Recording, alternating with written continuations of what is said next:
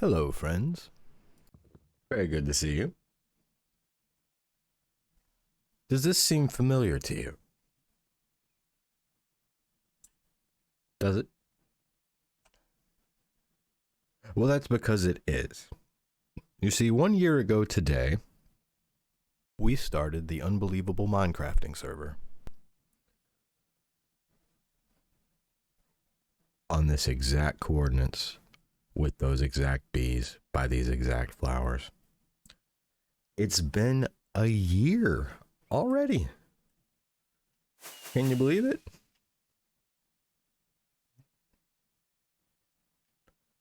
So what we're going to do is kind of rewind, go on a little world tour showcase type thing. Nothing too in-depth, just a quick recap on what we've done in the last year, and I hope you enjoy it. But first, let's do our Mr. Rogers thing. All right.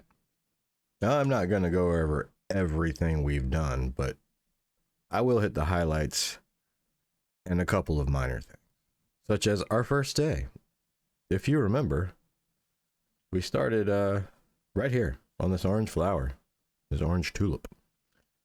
We saw the bees right there. And as I recall, the first thing we did is climb this hill, much like a bear going over the mountain, so that we could see what we could see. And what we saw was this beautiful vista. Vista? You decide. You be the judge. For complaints on how I pronounced or mispronounced that word, please send any correspondence to Lester Holt at 30 Rockefeller Center, New York, New York. Thank you. Anyway, we saw a village over there, so we went and explored that to get some supplies. It was very disappointing, if you recall. And the next thing we did is build a starter house, which, there it is right there. Let's go take a look, shall we? We were quite happy with this big valley, having spawned in it. It's in a flower forest. It's got some nice cave systems, a unfortunately useless village. And so we thought we'd set up a little starter house here and then kind of build up in the area. And here is that house. Nothing terribly exciting about it, but we made it. It was ours, and we enjoyed it. In fact, I think there's one bit of history in here. I believe that is our first pickaxe in the world. I think so. And not much of use here. Maybe we could get some use out of that one day. We'll leave it here for now. We'll say it's for historic purposes. Yeah, we took all the coal. That's not surprising, because there have been times when I have been low on it, so I probably came and pilfered it at some point. It's annoying to record in the rain because you have to compete, your voice with the rain. So I think we'll do a cut here and then continue after I get rid of this rain.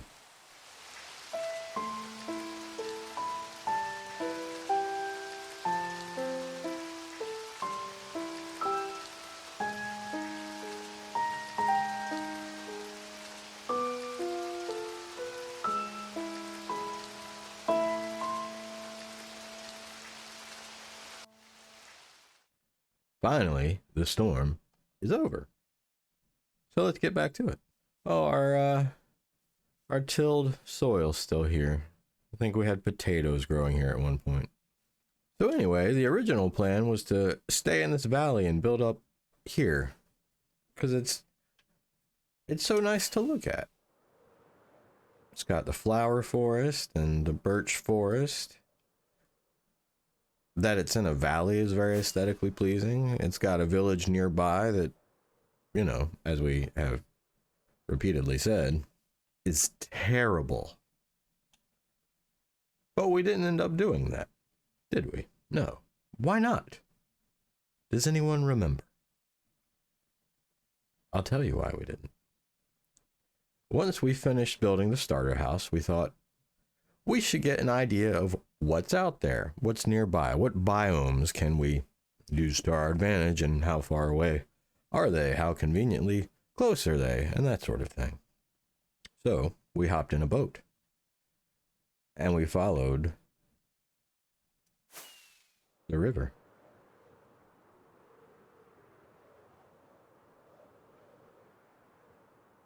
Not knowing what was in store for us. We weren't even sure if the river would take us anywhere good. But we followed it, and we quickly found that it exited right out into the ocean.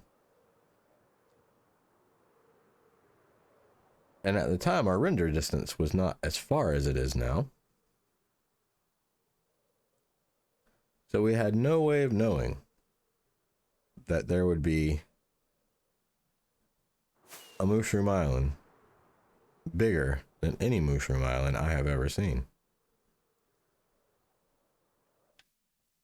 Let's just take a moment and look at how pretty that is. Well, if that isn't nice, I don't know what is. What a view. Heck of a view. Look at that.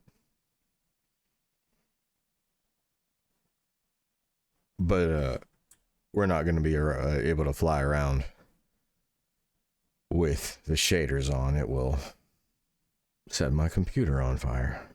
It is a very, very nice computer. It was generously donated to me by a very good friend. Thanks, friend. So as I was saying, we made our way into the ocean, not knowing we were going to bump into this mushroom island as we did. And so we decided to see how big it was, because it went off past our render distance, and we rowed our boat all the way around it and discovered not only is it the biggest one I've ever seen, and I've seen a few. I really have. Been playing this game for 10 years, like a lot. Anyway, it has 7 ocean monuments around it. Really unusual to see that many that close. And not only that, to have a lake, which is technically an ocean biome, in the middle of the mushroom island with its own ocean monument, which we promptly moved into. But before we did that, you may recall, we lived on this little overhang for 2-3 weeks or so at least. We had our bed right here, and our crafting table, and our furnace, and a bunch of chests. And basically, once there wasn't room to put any more chests in this little spot, is when we moved down there. And where we've lived for almost a year, back there behind me, till we built that pirate ship. And that chest, yes, you may remember the chest. It still has some of our first items, our first diamond, our first poisonous potato, and other things. And we will be putting them all in a special place at some point. So the first thing we built was our iron farm, which is now in the replica of the Detroit Renaissance Center, but I call it the CI building, because I modeled it after the GM building, which is what most people know the Ren Center as, including myself, until a year ago when I Googled the building and found out it wasn't called the GM building. But our iron farm is still ticking away just the way it's supposed to. So if you remember, this is how the iron gets generated. The zombie friend, which is Gareth Reynolds 2, scares the villagers, which leads them to create an iron golem up here, which then falls through the system as organically produced into iron, and then the system picks it up through a massive Rube Goldberg machine, which I have plenty of other videos you can watch on. And then we put it in this building because we thought it would look cool, and it does, I think. And up here we have a great view, so we'll go take a look at the great view.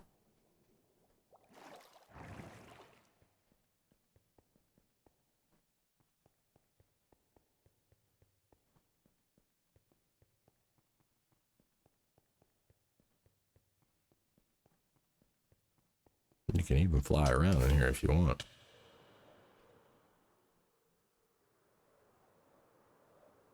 Now the interior is, I assume, nothing like the actual Renaissance Center. I've never been and I didn't look. I just wanted the outside to look that way. As I've said before, I don't really do interiors, though I'm going to on the ship, which you can look at with this beautiful view up here. The next farm we built, let's check the YouTube channel and see which one. I think it might have been the spider spawner, but I'm not sure. I am mistaken. It was this one right over here. Oops. But yes, this right here. This, no, it's not. I'm kidding. Not that. This farm. For a while, we were just eating chicken, and it's still on, but it's full. This side is feathers. This side is chicken. But it's so full of feathers that it clogs up with feathers up here now, to the point the chicken can't get through to this side. But we have plenty of chicken, and we don't even eat it anymore. We eat golden carrots now because we only eat the best food. And golden carrots, that's the best food. I was going to demonstrate by eating a golden carrot there, but I have full saturation, so I can't. So the chickens in that spot there, they lay eggs, and it goes into the hopper. This dispenser shoots the eggs out, and there is a chance that the eggs could break or that they could hatch a baby chicken. And when they hatch a baby chicken, the chicken, well, you just saw it happen, will grow up, and when it does, the observers detect that and they spit out lava and kill the chicken and cook it, and then the system separates the feathers and the chicken into these chests. So that's fun. Yeah, we'll probably tear this down. There's no use for it anymore, and if we ever need one, we can build one again in like 10 minutes. Probably faster than that. Still can't eat my carrot. Let's see what we did next. After that, it appears we got into villager breeding. Yes, after that, it appears we got into villager breeding, which is what this is.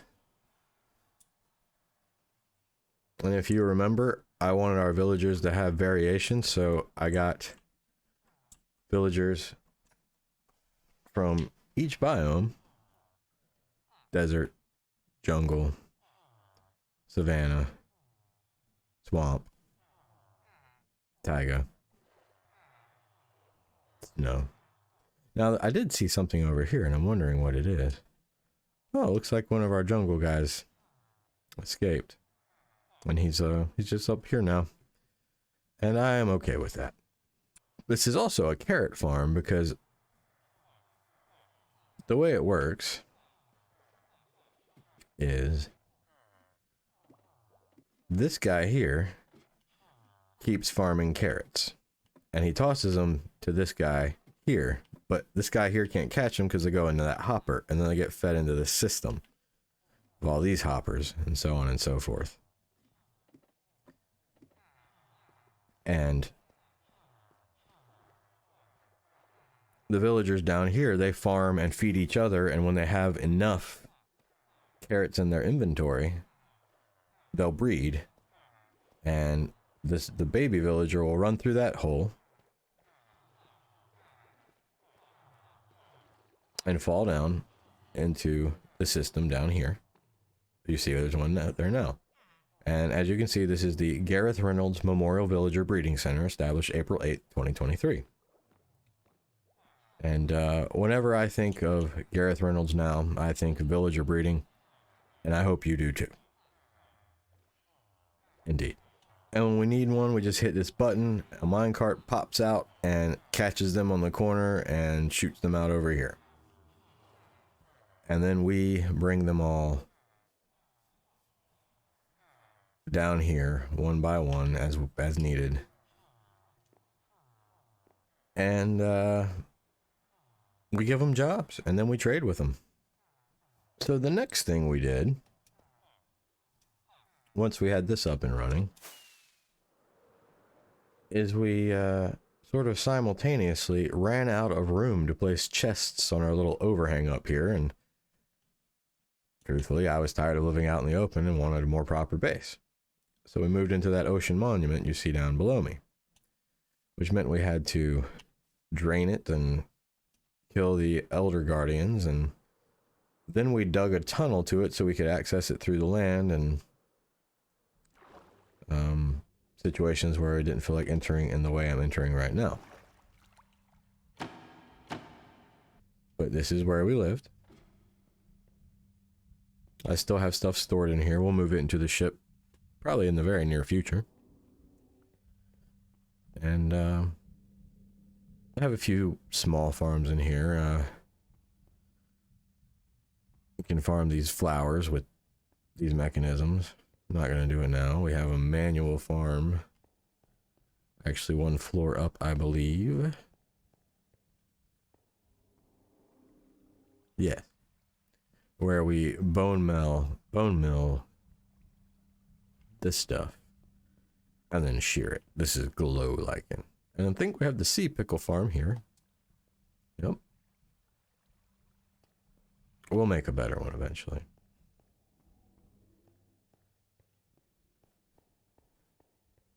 And then we had our main nether portal. This is where it was for quite some time. Now we use the one on the ship. But might as well go on in there, because the next thing we worked on was the Ender, and this is going through the nether is the fastest way to get to the Ender.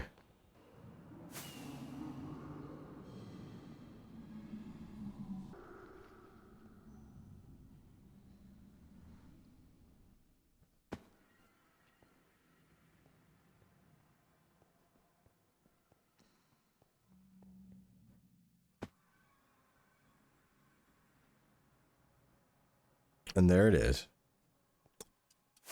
Our beautiful Ender with the United Federation of Planets logo.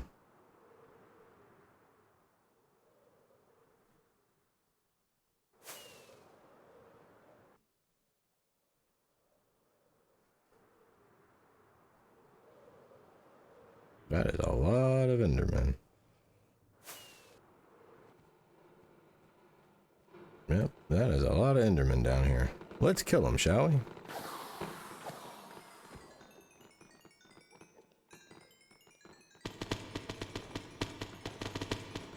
Needed to mend my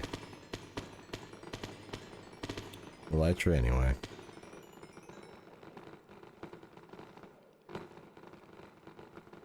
So if you don't remember, the way this works is there is an endermite in that minecart, trapped in it. And endermen absolutely, more than just about anything, hate endermites. Which, that endermite is a little weird noise that you keep hearing. That noise right there. Can we see him? There he is. We named him Q. from Star Trek. Yep, that's right, Q. Anyway, Endermen hate those. And so they spawn up here. And this is the only place they can spawn when I'm down there.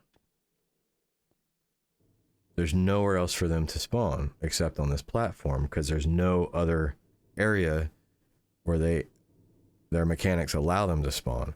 And they see that Endermite and they run towards it trying to kill it. But instead they fall down through this chute. And they land here. And then I kill them. And I get XP, which mends my gear. And sometimes I get their heads. And then I put their heads all around everywhere. And since they can't spawn on carpet that's stacked on carpet, which you can see the carpet down there and then carpet here, they have nowhere they can teleport to and they're stuck here.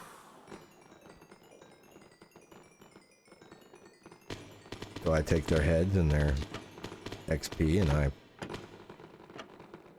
I mend my stuff and I decorate with their heads. And they love me for it.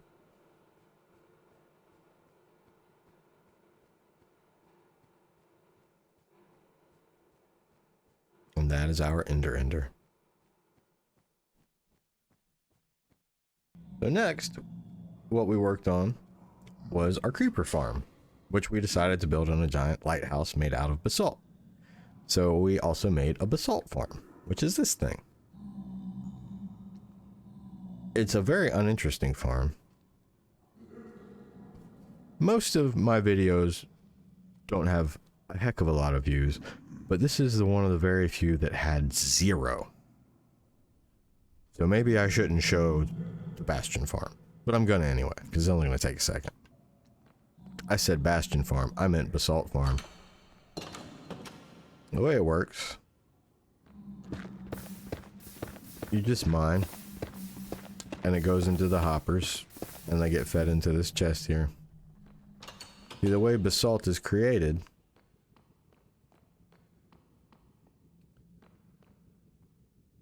is when lava and ice are next to each other, they'll create basalt. And then I've got it rigged to detect that and send a piston out to push it whenever that happens. And that happens every time I remove the basalt over here. So it's just immediately replaced. And I can do this for as long as my pick lasts. Get all the basalt that I need without going to a very dangerous nether delta biome. As you can see, we have lots of basalt.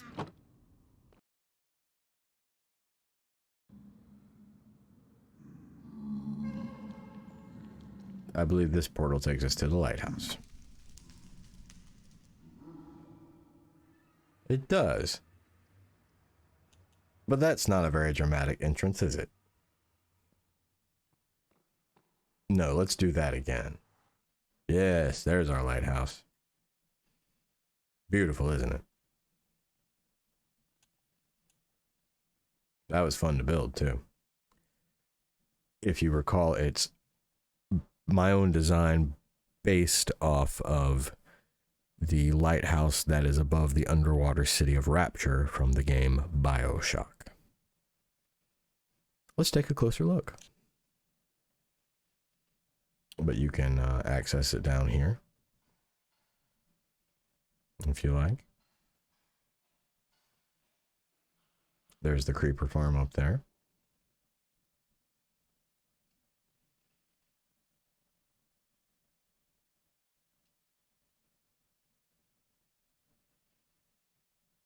And there's our basalt that we used to make the sort of insert panels.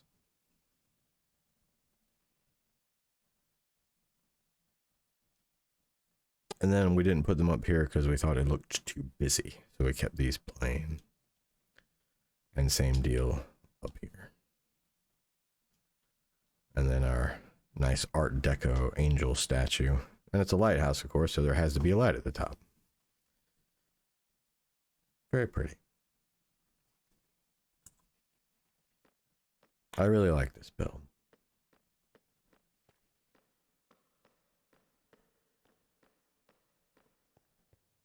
Now, this is not just a creeper farm.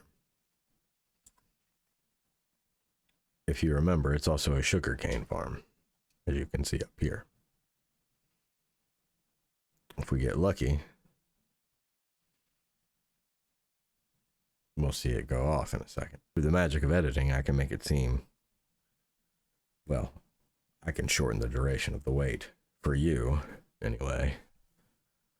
You're very lucky.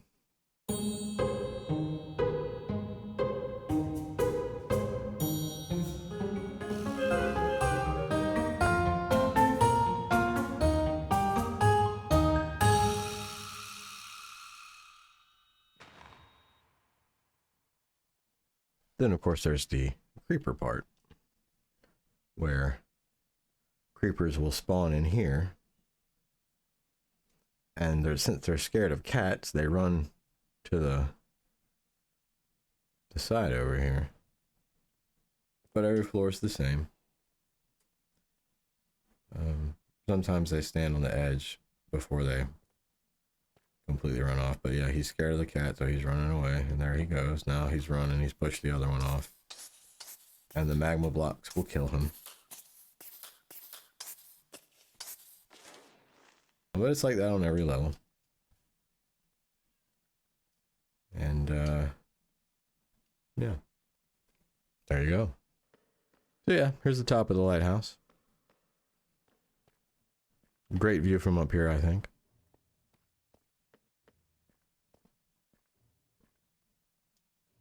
You can almost make out where we first started. Almost. Just past those hills right there.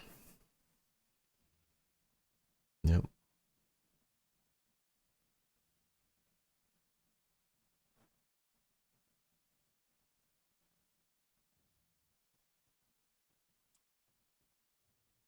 So the next thing we did was the triple spider spawner farm.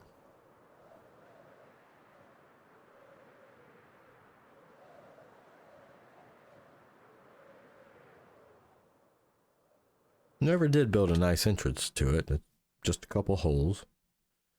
Maybe what you'd expect for a spider. And we don't even really use it anymore. It was an early XP farm.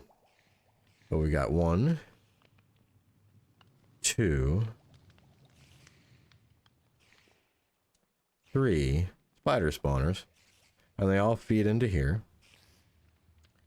And they're killed by the magma blocks, so we can get their drops without doing anything if we want. But once they, you know, get pushed down here by each other in the water, we can kill them with our looting sword, and we can get string and spider eyes and their heads, and we even get a little bit of glow ink.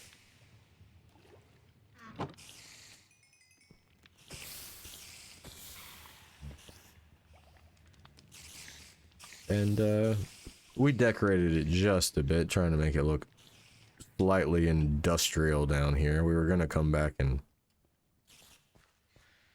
use a bit of a heavier hand in that regard, but never did. And of course, to decorate it, we built a giant spider web.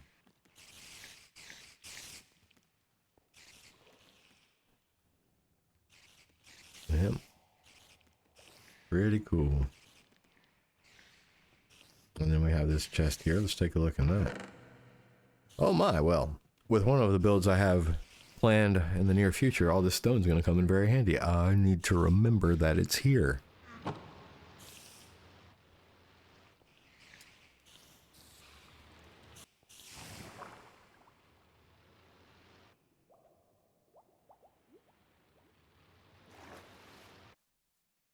Now, while we're here, let's talk about my inventory for a second. This down here corresponds to the hotbar, which is just below the menu with our health and other information, levels and such. The way I set it up is weapon, tool, weapon, tool. Though this doubles as a weapon, and I can swap it out with this tool. And then I have my arrows for my bow, and I have my ender chest to access various things as I need them. I've got food and I've got flight. And then of course my armor and my elytra here. And my offhand, which I don't use very often. Now there's 9 here on the hotbar and there's 27 up here. I like to keep these 3 open for flexibility. But then I always like to have these 3 things here, not just because it makes sense for me to have them, but by putting them here, with these 3 here and the remaining slots up here, that gives me exactly 27 slots, which is the exact same number that a chest or a shulker box holds.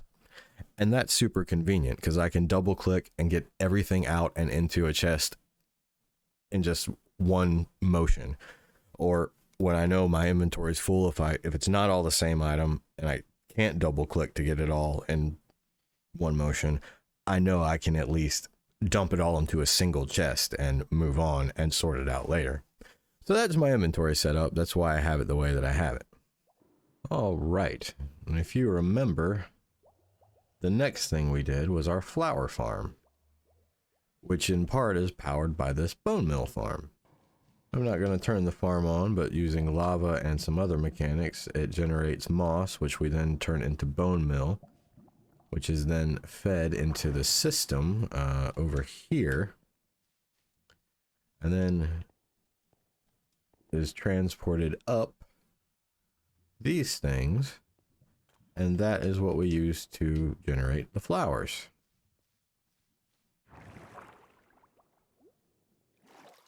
Which are all up here. And we have our rainbow Jeb sheep. Hi Jeb. How you doing? Wonderful. Yes, yes, yes, yes, yes, I agree.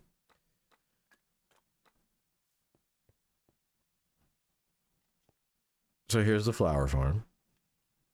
It's quite pretty, I think. It should be, you know, with it being a flower farm and all, one would hope it was pretty. Got some nice paths, and that beehive generated naturally, so I like that the bees fly around up here.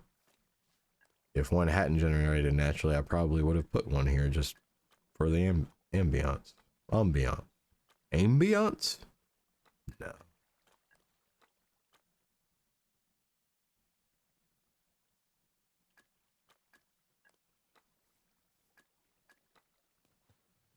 And if you want a reminder of how it works, I'll turn it on very briefly. It's a bit laggy here because of all the things that have to go through hoppers. But it's definitely worth it. We should probably replace this cobblestone. It's kind of ugly, isn't it? We'll do it another time. So we turned on the switch, and it's got a timer that goes back and forth, which turns the farm itself off and on. And in doing so, bone meal is shot into the grass, which in turn generates flowers. And then water is shot out to knock the flowers down. And they are pushed into a series of hoppers way down there and filtered into a system, which each type of flower being distributed into its own shulker box. But to demonstrate the mechanism,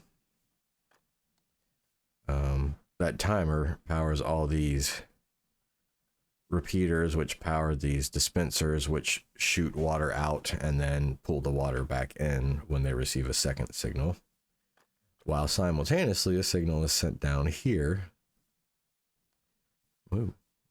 to each of these dispensers here,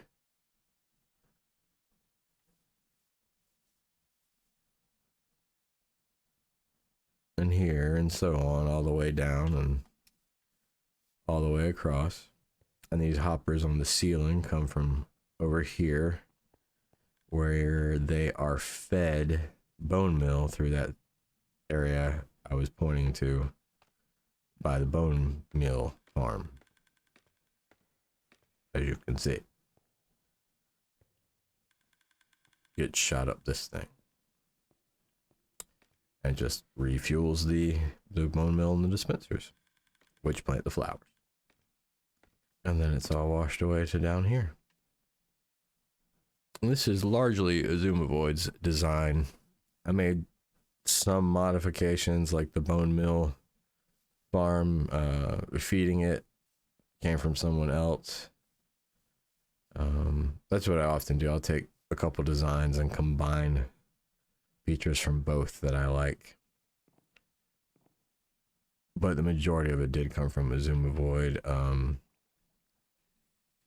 I'm not sure if he invented it, but that's where I learned it from. But yeah, these are all filled with flowers, and that's kind of why it's laggy, because they have to filter through the system, and they all get put into these boxes here. Very nice. So next we have the gold farm, which is bringing us towards the end of our world tour. This is kind of two farms in one, if you remember.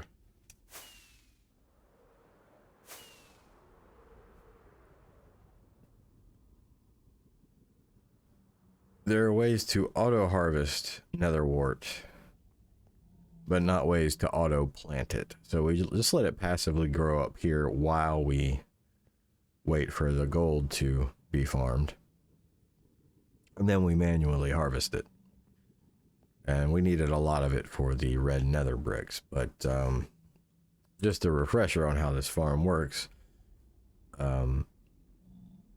By standing up there, we can prevent things from spawning below the nether roof, which is what that down there is, so that they'll only spawn here, because things can't spawn on the roof itself. And these are zombified piglins, and they hate turtle eggs, just like Endermen hate endermites. So they run after the turtle eggs, and then they fall to their death on these hoppers down here, and they drop rotten flesh and gold ingots. It all gets filtered. The gold gets filtered into here. The rotten flesh gets filtered into here and dropped into lava and destroyed. But we can turn that off so that we save the rotten flesh if we need it, because we can use it to trade with clerics. And we just stand up here and let it all happen on its own, and then when we come back, we harvest the netherwort, replant it, and go check on our gold. Then over here, we have our piglin spawning thing, where if we stand here, we're in the ideal spot to make piglins spawn down there for whenever we need them.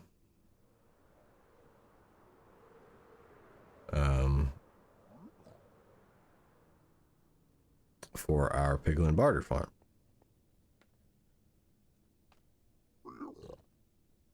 And we have carpet down because that prevents zoglins and hoglins from spawning, because we do not want those. They're very dangerous. And then whenever we need a piglin, we just bring them over here. Right now we're all stocked up, but these guys can, you know, weird glitches can happen, make these guys disappear or die or whatever. I haven't lost one on this world, but I have before. This is not the most efficient way to do this, but it was one I knew how to do, so I stuck with it instead of one of the more efficient ones. Plus, I like the way it looks. I'm gonna build some kind of thing around it as well. I'm gonna hide that in a skyscraper too. But you put the gold in the chests up here, and it gets fed into the hoppers, and then the dispensers, and it spits out gold on them, and they in turn drop one of the items that they'll barter for. They got Orson and Snowball, Napoleon, Hampton, Piggly Wiggly, Porky, Piglet, Pumbaa, Wilbur, and Pedro.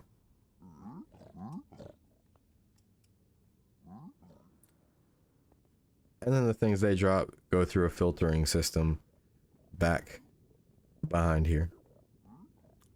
You know the one, it's Impulse SV's filtering system, the one that everyone has been using since he came out with it a decade ago. It has not been improved upon.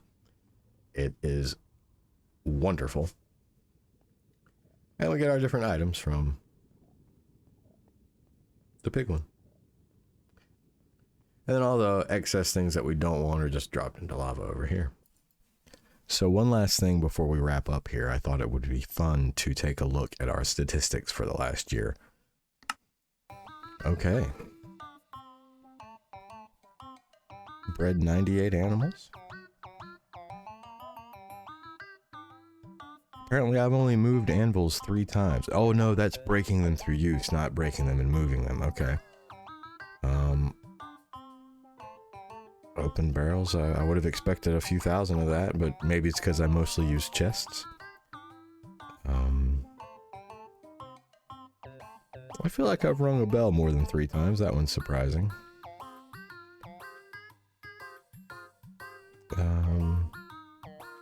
Okay, chests open, that's 21,000, yeah.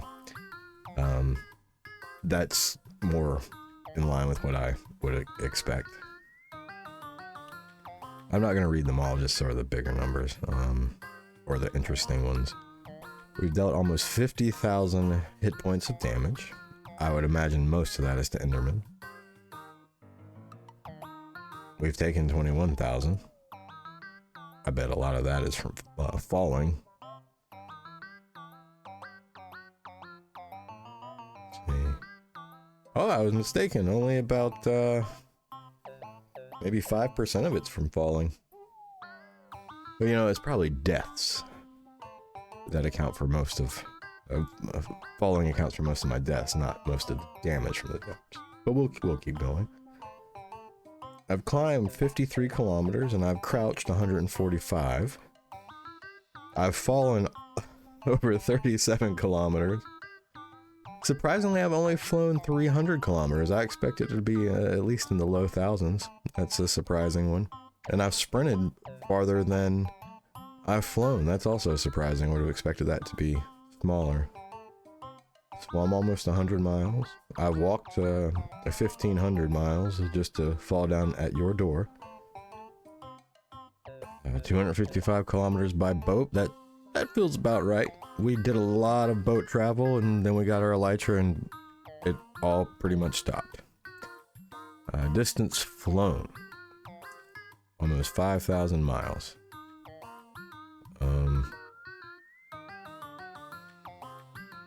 That's by elytra. So I wonder what distance flown versus distance by elytra means. That's a mystery to me too.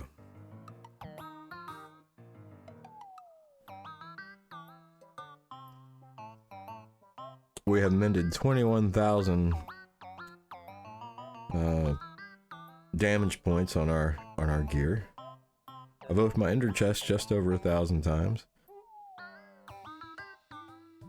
I have apparently quit and launched the game 562 times. Actually, that seems low to me. That's not even twice a day, and maybe it's right, because I did take a few months off where I was taking care of some in real life stuff. Hopper search, that's a higher number than I expected. I've only played 540 hours, or I've played, can you believe how many? I'm not sure if that's low or high. Let's see. 540 divided by 24 is 22.5 days. Or if you multiply that by 3, we'll just round it and say it's, you know what, we don't have to round it, we have a calculator here. 67.5 work days. So not as high as I expected, actually, but I did take some time off for some in real life stuff, as I was saying. I've crafted or looked at the crafting table 3,500 times. I have dropped over 10,000 items. I wonder how many of those are ender pearls.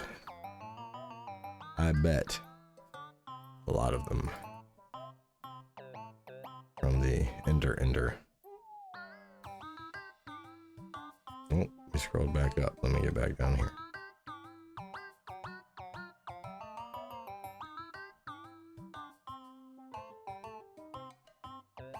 I haven't smelted that much in furnaces. That's in part due to Silk Touch and trading with villagers. Most of the stuff that I normally would put in a furnace, I've been able to acquire without that method. I've jumped 154,000 times.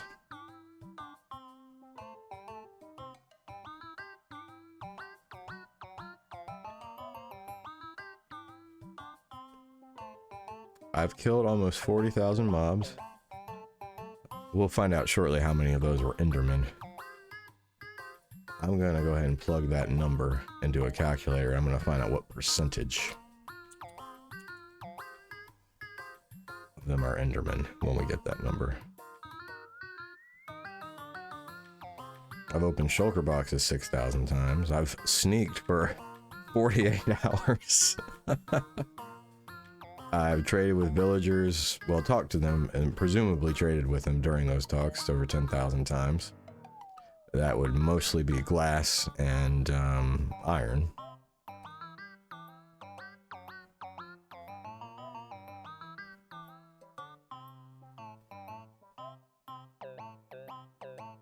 I've been to the Nether 359 times, I believe that. Oh, and it did the math for me here. Yeah, I've played 54 days.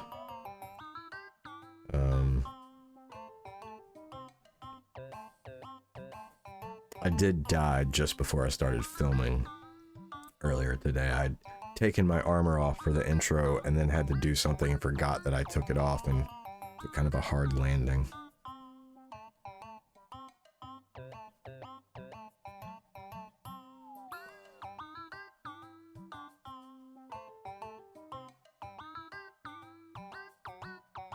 So it was 54 days with the world open. That's like they're telling the same stat in ways that aren't very meaningful.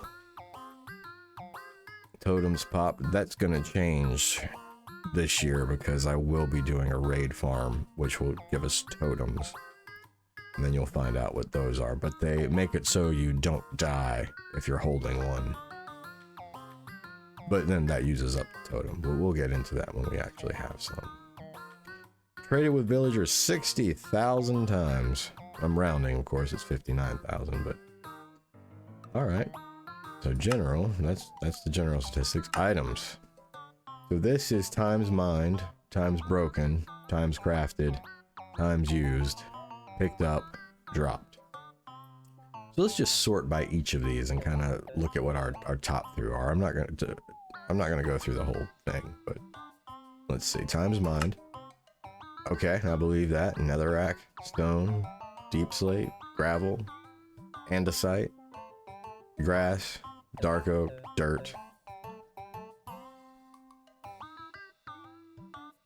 Okay, this is when we were trying to the leaves, or when we were trying to get saplings for the dark oak, or rather than leaves, maybe bushes, as Krallis likes to say. Psyllium, netherwort, basalt, windstone. Yeah, this is all about what I would have expected it to be. Now, here's an interesting number. The lecterns, that's from picking them up and putting them back down to get the trade that I want out of the villager. Lots of glass, and that number's going to keep going up.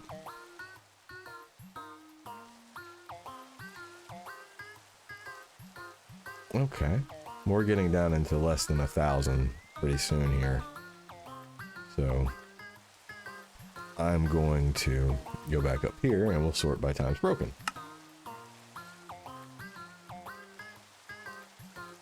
And I got mending pretty early on, so we haven't had too much broken gear.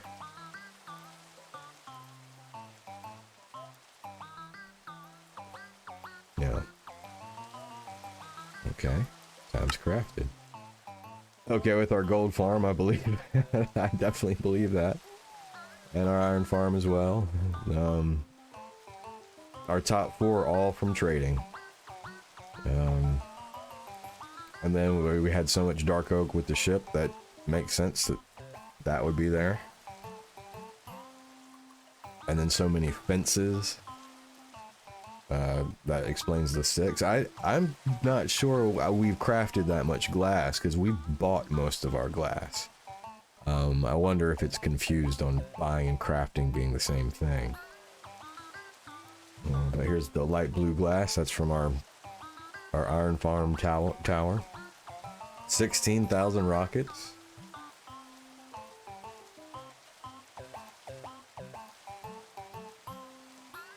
Okay. We made 3,000 golden carrots. 2,500 chests, 2,400 torches. 16, almost 1,700 hoppers. 1,500 emerald blocks. You multiply that by 9 and that's how many emeralds we had to use to do that.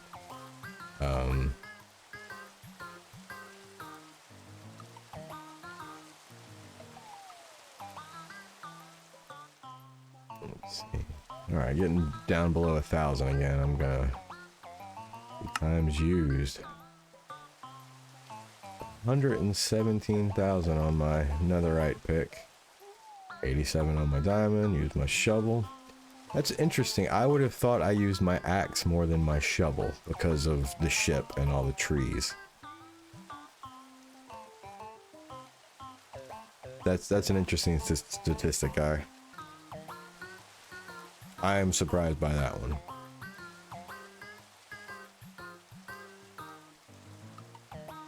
Here, all 20 to 25-ish thousand for just what you'd expect. These are the things we've mostly worked with.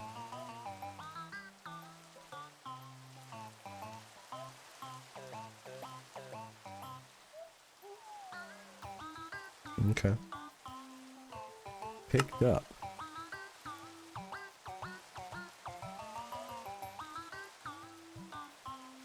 Okay.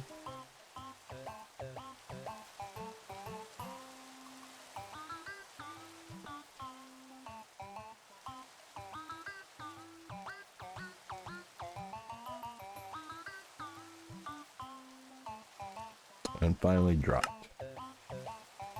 I did predict ender pearls would be a lot of that, and they are the third one.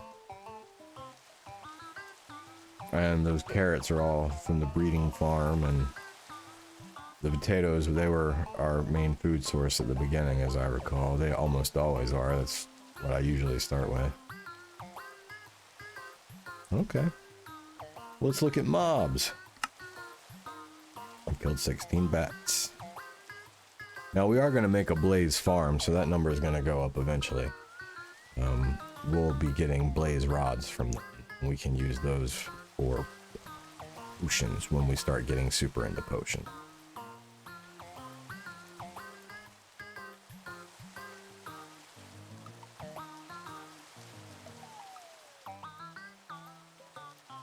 Well, alright. Creepers have killed us 5 times. Drowned have killed us 7. I've never been killed by an Elder Guardian. I thought I had been knocked off by them at least a time or two. Okay.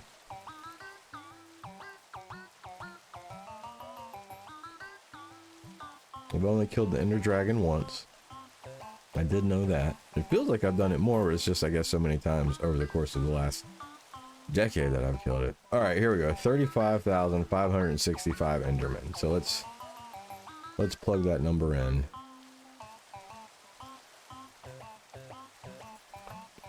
Alright, so 89% of the mobs I've killed have been Endermen. Yeah, I've killed 39,000, almost 40,000 mobs, and 35,000 have been Endermen. That's about what I expected because of our Ender. I remember the Endermite killing me when I accidentally got in the cart next to it. 96 gassed. I'm surprised that is that high. Yeah, Guardians have killed me a bunch. I definitely remember that. I've always had trouble with Hoglins. I'm glad it's only 2 deaths by them this time. I remember the iron golem killing me a couple times, especially when I was building the iron farm and hit the wrong thing occasionally. Yeah, I've killed a lot of mushrooms. I don't remember a phantom killing me, but I'm not surprised that it happened. Only 5 piglin deaths. I would actually thought that was slightly higher. That piglin brute, I think those all happened at the same time. I think I got stuck in a death loop at some point with the brute trying to get my gear back.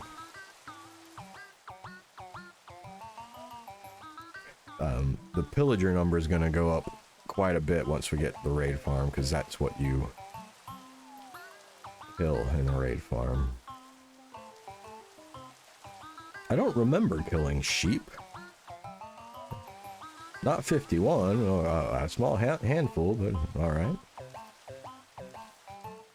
I thought my shulker death count would be higher, and them killing me, not me killing them. That's an interesting number. I don't remember killing 52 silverfish. I feel like I've only seen them a handful of times. Mostly I try to avoid them, because their hitbox is so small, it's annoying.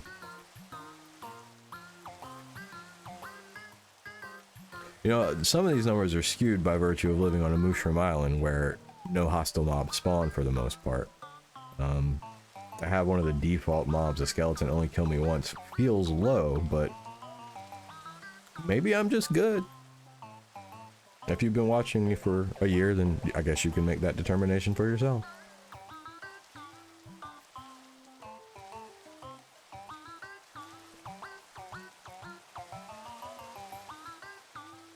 I've killed 29 wandering trader llamas.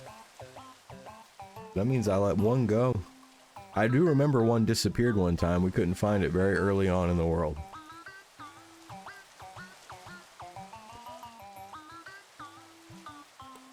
And that wandering trader disappeared too, because that would make sense of why we should have 14 wandering traders and 28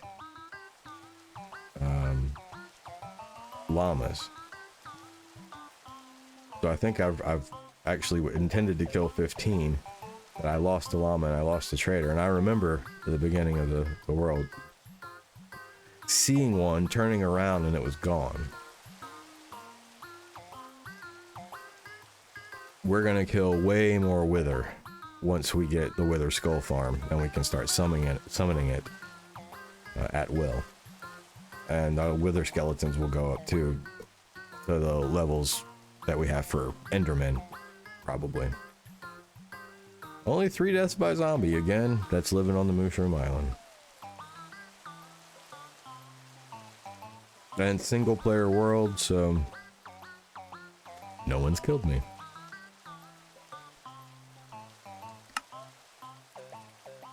Well, there you go. Those are the stats for the last year.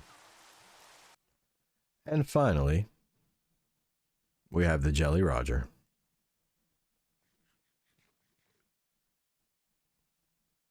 We're pirates, so we eat cold carrots.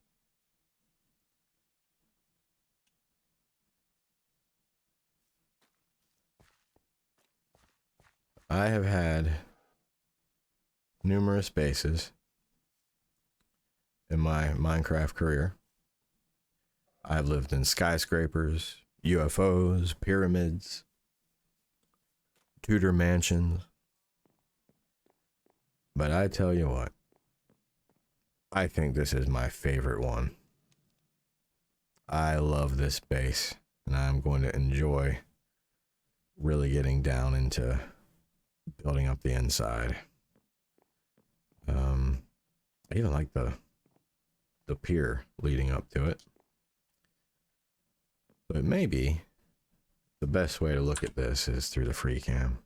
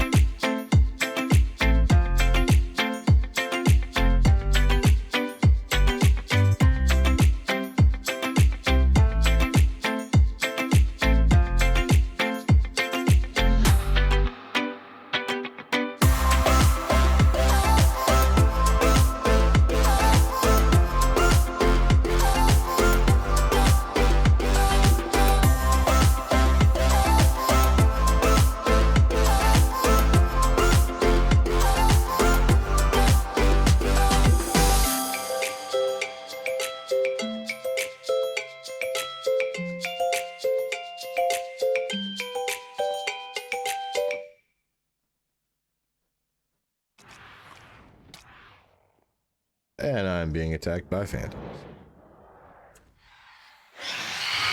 Let's just not deal with this at all. This is terrible. So what's next? One might wonder. Well, I'll tell you. What I hope to do is build a wither skull farm, a wool farm, and a shulker farm, and sort of work on all three at once. I don't know how long that's going to take, but they are exciting, and I hope you stay tuned. I do thank you for watching the last year. It has been a really fun year of playing Minecraft on a brand new world. I was on my prior world approximately 5 years. I still go back and walk around and look at things. But I've had a lot of fun on the new world, doing new things, doing old things, taking old things with new approaches. And I haven't really been excited about an update since the Nether update and the aquatic update.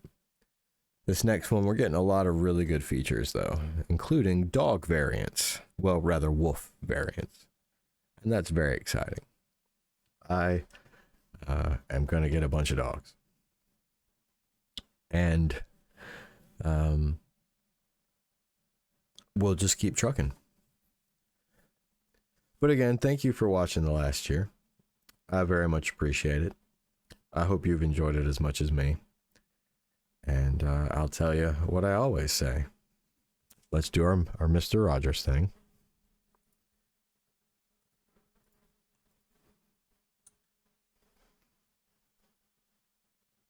I thank you.